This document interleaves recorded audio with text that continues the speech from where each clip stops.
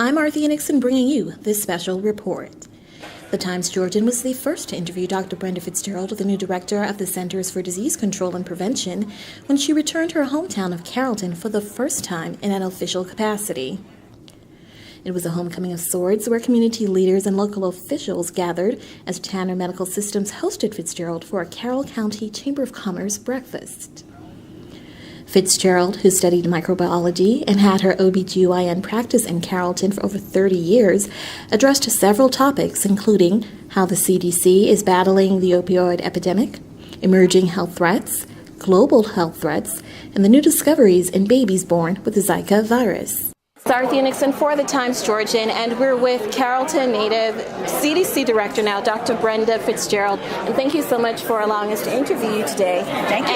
And my first question, the community has credited you with being instrumental in the new wing, in the state-of-the-art upgrades at the Carroll County Health Department. How does it make you feel to know that you were able to assist in that? I'm absolutely delighted. And they're right, because as when I was state health officer, I knew about some federal monies that could be added to local monies, and that's why Carroll County was able to afford that. But I'm really excited.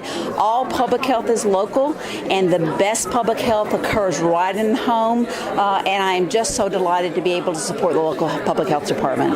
Okay. Now, when you were an OBGYN here in Carrollton, did you ever imagine that your career would take you to where you are right now? Absolutely not. Just absolutely not. I mean, the reality was how I got into public health, because I'd been a doc for 30 years. So I really am a clinician at heart.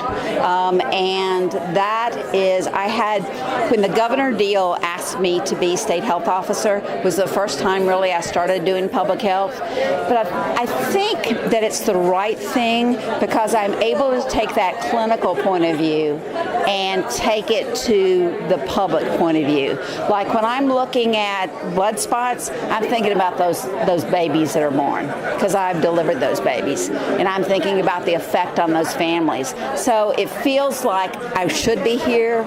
It feels like the right place for me to be, and I'm absolutely honored and pleased to get the opportunity. Okay. Now, how has the community support been for you since you were named the new CDC director? And the Chamber of Commerce talks a whole lot about Think Carroll First. Do you think with all of this happening, we're sticking to that? Oh, absolutely. I am first from Carroll County. I still live here. I still come here.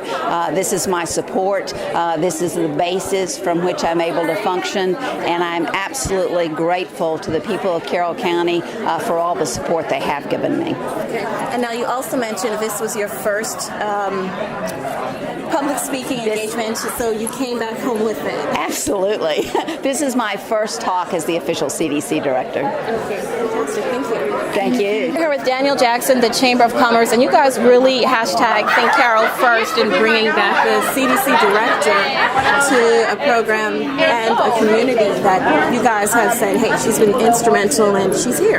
You know, it was so exciting. As soon as the announcement was made that she had been appointed to head up CDC, I'm like, wow, I sure would love to get her to come and share with our folks.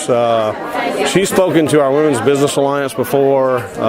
3 years ago, I chaired a State Chamber Association conference and had her come up and speak about health and children and women's health and that kind of thing, mental health.